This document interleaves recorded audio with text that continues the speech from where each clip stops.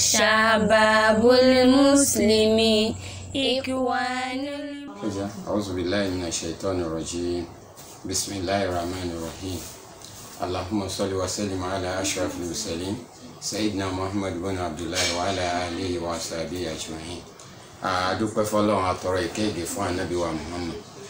Gẹ́gẹ́ bí àwọn ọ̀rọ̀ wa tí à ń bára wa sọ, ìpele tí a wà òun náà ni pé ká pera wa ṣàkíyèsí pé opportunity Ramadan tó wà níta yìí báwo la ṣe lè lò tí a fi jèrè nínú oṣù táwa yìí, táwa náà máa fi wà nínú ẹni tó já sí pé àwa jèrè, ọmọ wa jẹ, ìyàwó wa jẹ, ọkọ wa náà jẹ. Àkọ́kọ́ ni pé ànábì sallallahu alaihi wasallam ó jẹ́ kó yé wa pé ìsàjà Ramadan tó ṣe Ramadan bá ti dé futiyati abwabul janna, wọ́n á ṣí gbogbo ilẹ̀kùn àlùjànnà, wa ughliqatil abwabul jahannama, wọ́n wá ti gbogbo ilẹ̀kùn lẹ́yìn náà, wa sufidati shayatin, wọ́n wá so èṣù mọ́lẹ̀. Nínú rìwáyà míì ànábì sallallahu alaihi wasallam ó jẹ́ kó yé wa pé futiyati abwabur rahma, gbogbo ohun tó ń jẹ́ ìkẹ́ wọ́n á ti ṣí ilẹ̀. Wa ughliqati abwabun nar, wọ́n wá ti gbogbo ilẹ̀kùn náà, wọ́n á dẹ̀ so èṣù mọ́lẹ̀. Tí wọ́n bá sọ pé wọ́n á so èṣù mọ́lẹ̀, nǹkan tí wọ́n sọ fún wa ní pé ṣáàrù Ramadan tẹ̀ksírù fi asbabul khair, àwọn sábàbí téèyàn máa fi ń ṣiṣẹ́ olóore ó máa ń pọ̀. Wàtẹ̀kìlù fi asbabu ṣáà, àwọn nǹkan tó máa ń fa aburú kò ní tó nǹkan, òun náà kéré. Tuftahu abwabu rahma, àánú á ṣì kalẹ̀ fáwọn èèyàn. Ẹ rí i pé ọ̀pọ̀lọpọ̀ èèyàn ní òun tọrẹ àánú, kò mọ wá ṣe ń fún èèyàn nìkan, ṣùgbọ́n tó bá dínú Ramadan nǹkan àwẹ̀yìn lélẹ̀, a máa exchange láàrin ara wa. Tá a bá lọ mọ́ṣáláṣí tá a ní nǹkan tá a fẹ́ fi ṣìnà, ọ̀pọ̀lọpọ̀ ló máa ń fún èèyàn. Ilẹ̀kùn irú òkè báyìí àti gbogbo nǹkan dáadáa báyìí ó máa ń pọ̀ nínú oṣù Ramadan. Wọ́n ní tó bá wá di wípé Ọlọ́run ọba lẹ́yìn ìgbà tọ́lọ́run tí ànábì parí gbogbo ọ̀rọ̀ yìí tó sọ fún wa pé wọ́n á ṣí gbogbo ilẹ̀kùn àlùjànnà, wọ́n ó ti gbogbo ilẹ̀kùn náà. Fayunadi alimunadi, olùpèpè kan wá máa pèpè, yóò máa sọ pé yá bàgí al-khair, mo pè wọ́n tó mọ dáadáa ṣe. Akibil, ó yá àsìkò dáadáa lélẹ̀. Àwa tá a jẹ́ ìyàwó náà nínú ilé ọkọ, àsìkò dáadáa lélẹ̀. Àmúmọ́ra láti lè ṣe oúnjẹ sààrì, àgbémọ́ra àti sùúrù láti lè ṣe nǹkan ìṣínú. Wọ́n ní olùpè yá máa pèpè pé yá bàgí al-khair, mo pè wọ́n tó ń wá dáadáa. Akibil, ó ti tásìkò. Wọ̀yá bàgí àṣàr, mo dẹ̀ pé wọ́n tó yẹ sí pé aláburú ni. Aksiri, àsìkò téèyàn máa ń bu ọkọ kọ́ lélẹ̀, àsìkò téèyàn máa ń yẹ̀yẹ́ ìyàwó èèyàn kọ́ lélẹ̀. A gbọ́dọ̀ tún máa sọ̀rọ̀ burúkú síra wa.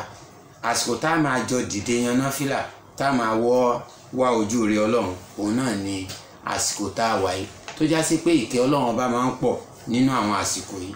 Nínú àdìsí ànábì sallallahu alaihi wasallam tó sọ fún wa yìí pé wọ́n ní tí ànábì bá fẹ́ welcome oṣù Ramadan yóò wá sọ fáwọn yìí pé ayyuha nas, ẹ̀yin èèyàn, qad asalakum shahrun adhimun mubarakun, oṣù alálùbáríkà, oṣù tó tóbi bòójì ẹ̀ ó ti bòyín dàrú báyìí. Shahru fihi laylatun khayrun min alfi shahr, oṣù tó já sí pé àwọn òru kan wà ń bẹ ó lóore ju ẹgbẹ̀rún oṣù lọ. Ja'ala Allahu siyamahu farida, Ọlọ́run bá ṣe àwẹ̀ ní oṣù náà ní ọ̀ranyàn. Wa qiyamu laylihi tatawwu'an, ìdìde yan náfìlà nínú òru yẹn Ọlọ́run ṣe ní náfìlà. Ànábì wa ní man taqarraba fihi bihaslatin minal khairi, ẹni ó bá súnmọ́ Ọlọ́run ọba pẹ̀lú ìran dáadáa kan, kana kamani ada faridatan fima siwa, á fún ní ládàá bí ìgbà tó já sí pé ó ṣe ọ̀ranyàn nínú oṣù tí ò ń ṣoṣù Ramadan. Wa man hada fi farida, ẹni ó bá wá ṣe ọ̀ranyàn ń bẹ nínú oṣù yìí, kana kamani ada sabayina faridatan fima siwa, yóò gba ládàá bí ẹni pé ó ṣe 70 ọ̀ranyàn nínú oṣù míì tí ò kì í ṣe oṣù Ramadan. Wa huwa shahru sabr, oṣù tá gbọ́dọ̀ ní sùúrù fúnra wa ni, tá gbọ́dọ̀ lámùmọ́ra fúnra wa ni, lọ́kọ láya, kódà fáwọn ọmọ, débi wípé àwọn ọmọ máa kẹ́kọ̀ọ́ lára wa. Bàbá ó jí yóò yan náfìlà, ìyá tò sẹ́gbẹ̀ẹ́, wọ́n á tò sẹ́yìn ara wọn. Bẹ́ẹ̀ náà ni wọ́n á jọ ṣe àdúrà, wọ́n á jọ máa ṣe tìláwà Al-Qur'ani, wọ́n á máa jọ exchange ọ̀rọ̀ láàrin ara wọn nípa wáàsí tí wọ́n gbọ́. Ànábì ní oṣù tá a rí o, ṣáàrù sọ́bùrù, oṣù sùúrù ni. Bẹ́ẹ̀ kẹ̀dẹ̀rẹ̀ wà sọ́bùrù sàwábù wàlìjánà, ẹ̀rí ẹ̀san téèyàn máa gbà lórí pé èèyàn ní sùúrù àlùjànnà ni. Wà ṣáàrù muwasat, oṣù tá a máa ń fúnra wa ní ìtutù ni, tá a máa tá máa console ara wa, tá máa fúnra wa lọ́rọ̀ tó dáa, ọ̀rọ̀ tó tutù, ọ̀rọ̀ tí inú èèyàn máa ń dùn sí. wàṣàrù yazdadu fi rísíkìl mu'min fi oṣù yìí àrísìkí àwọn mùmínì máa ń pọ̀ ń bẹ̀ ni. ànábì wa ni man fatara fi sa'iman, ẹni ó bá ṣe aláwẹ̀ lẹ́nu nínú oṣù yìí kana magfiratun li zunubi, ọlọ́run àforí ẹ̀ṣẹ̀ jì. ìyàwó tó bá pèpè oúnjẹ fọ́kọ ẹ̀ tó fi ṣínú, ọlọ́run àforíjì, bó ti jẹ́ sí pọ́kọ náà ló fowó lẹ̀. bẹ́ẹ̀ náà ni ọkọ tóun náà ṣí ìyàwó ẹ̀ lẹ́nu tó fi nǹkan tí wọ́n máa fi ṣínú lẹ̀, aláforíjì ni wọ́n. kódà kó máa wò yí pé lọ́dọ̀ òun ọkọ òun ò ṣe kíni o, kò níwà ẹni tí wọ́n ń ṣe sàárì fún, àbí ìyàwó náà tiẹ̀ kò jọ ẹni tí wọ́n ń fowó oúnjẹ lẹ̀ fún, àmọ́ wá mójú kúrò, ó tijú ẹ̀ nítorí tọ́lọ́run ọba, ó mójú kúrò, ó ṣe àwọn ojúṣe tiẹ̀.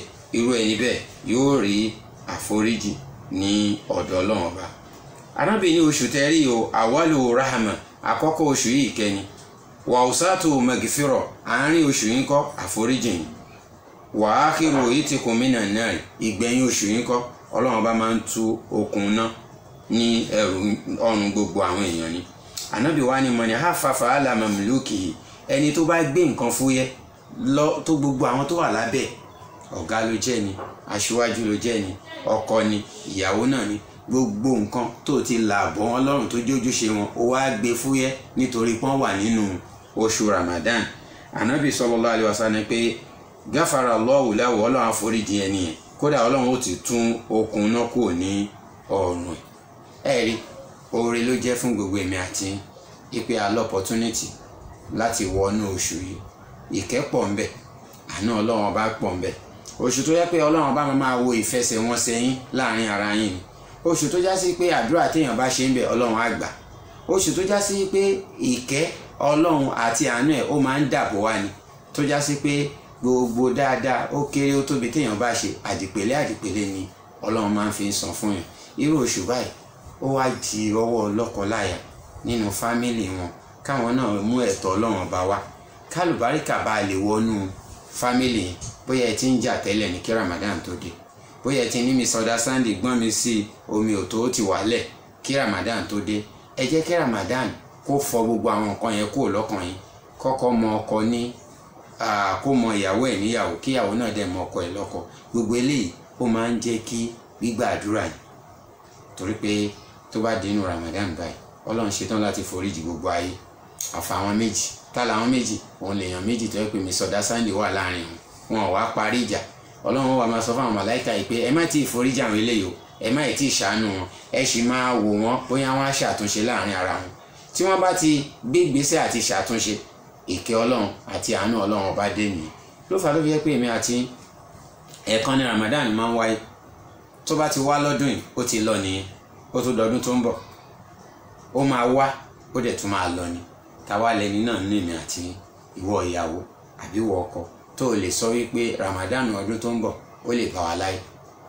ẹ rí i pé Ramadan tó lọ lọ́dún tó lọ lọ́hùn, gbogbo ẹni tó bá fẹ́ gbọ́ wáàsí lẹ́yìn kó máa wò lórí sẹ́ẹ̀tì àbí kó máa wò nínú YouTube àbí kó máa wò ní online lórí Facebook, kò sí ibi táwọn èèyàn ti ń péjọ ṣe wáàsí.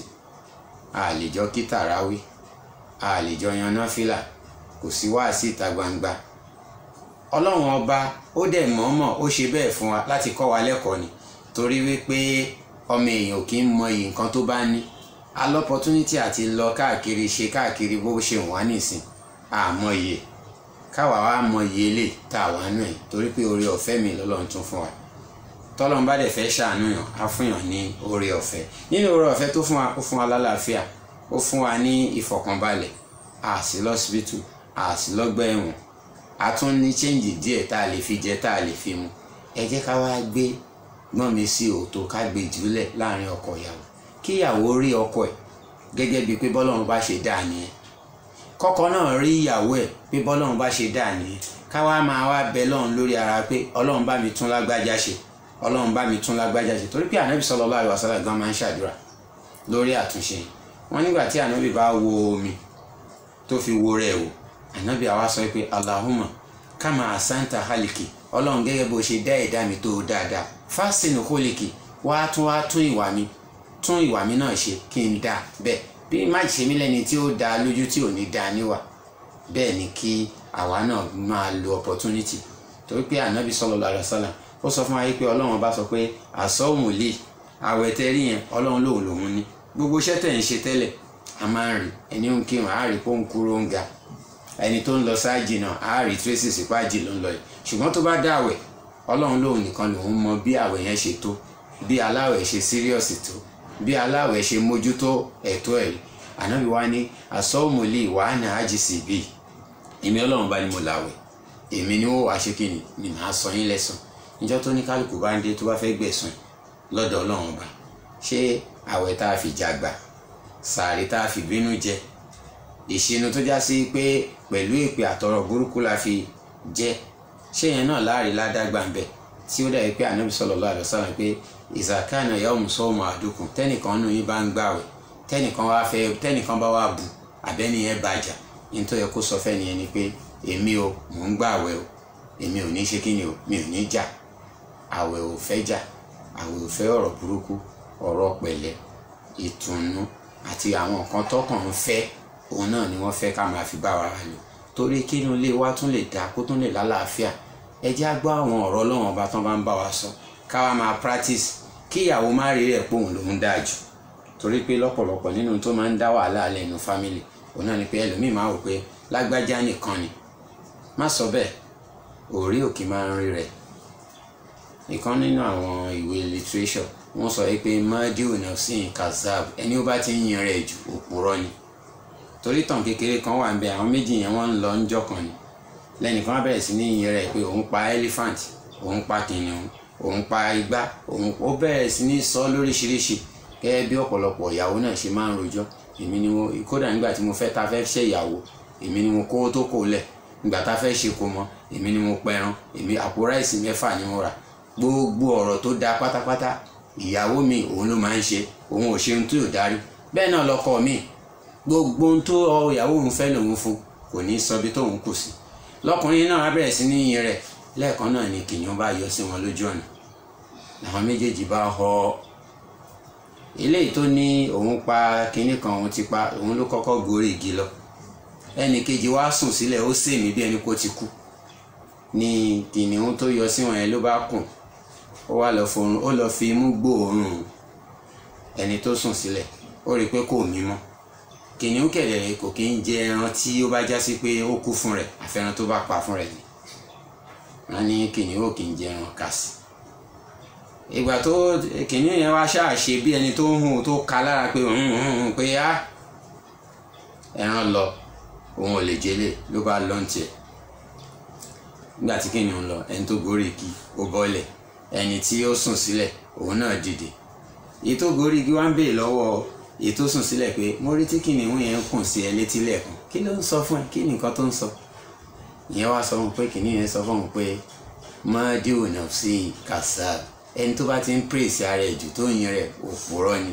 ìwọ tó ló pa kìnìún 10, ó pa ẹlífàǹtì 9, kìnìún kan ṣe pé ló yọ ní ìsìn ló ṣe kìnìún ló lè dúró.